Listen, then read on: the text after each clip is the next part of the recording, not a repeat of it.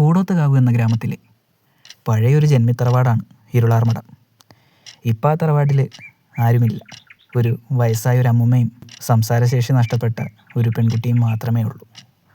അതെ, ഇത് അവളുടെ കഥയാണ്. അനാമിക വളരെ സുന്ദരിയാണ് അവൾ ജനിച്ചിട്ട് ഇത്രയും നാളായിട്ട് ആ തറവാട് വിട്ട് പുറത്ത് അവൾ പോയിട്ടില്ല. ഒന്നാമത്തെ കാര്യം, സംസാരശേഷി ഇല്ലാത്തത് കൊണ്ട് വീട്ടുകാരെല്ലാം അവരെ ഒറ്റപ്പെടുത്തുകയാണ് ചെയ്തത്.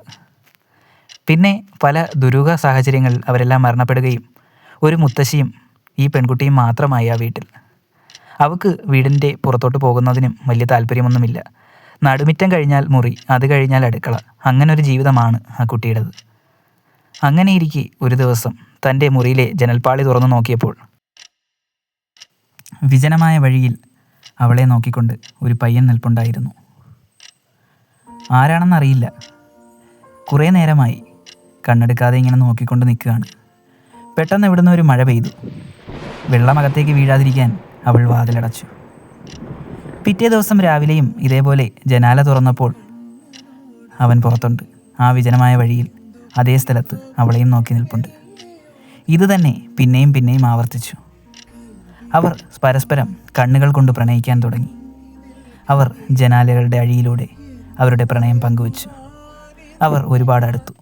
അങ്ങനെയിരിക്കെ ഒരു വെള്ളിയാഴ്ച രാത്രി അവൻ അവളുടെ ജനാലയ്ക്കരികിൽ വന്നു. ജനാലയിലൊന്ന് മുട്ടി. അവൾ പതുക്കെ ജനാലയുടെ വാതിൽ തുറന്നു. പിന്നെ അവർ പരസ്പരം കണ്ണും കുറേ നേരം നോക്കി നിന്നു. എന്നിട്ട് അവൻ പറഞ്ഞു, "ആ വാതിലൊന്ന് തുറക്കാമോ? എനിക്ക് കുറേ സംസാരിക്കാനുണ്ട്." അത് കേട്ടതും ആ കുട്ടി വാതിൽ തുറന്നു. അവൻ പതുക്കെ അകത്തേക്ക് വന്നു. മുറിയിൽ അവർ രണ്ടുപേരും. അവൻ പതുക്കെ തോളിൽ കൈവച്ചതിന് ശേഷം അവൻ ചോദിച്ചു, "ഞാൻ കൊണ്ടുപോയിക്കോട്ടെ?" അവൾ ചെറിയ നാണത്തോടെ ഒരു പുഞ്ചിരി. പെട്ടെന്ന് തന്നെ അവൻ്റെ തനി രൂപം പുറത്തു വന്നു. അവനൊരു ആത്മാവായിരുന്നു. അവളോടുള്ള ഇഷ്ടം കാരണം അവളെ പരലോകത്തേക്ക് കൊണ്ടുപോകാൻ വന്നതാണ്. ഭൂമിയിൽ ഒരുമിച്ച് ജീവിക്കാൻ സാധിക്കില്ല, അതുകൊണ്ട് നിന്നെയും കൂടി കൊണ്ടുപോവുകയാണ് എന്ന് പറഞ്ഞ് അവളുടെ ജീവനെടുത്തു. തളർന്നു കിടക്കുന്ന മുത്തശ്ശി കുറേ നാൾ കഴിഞ്ഞപ്പോൾ മരിച്ചു.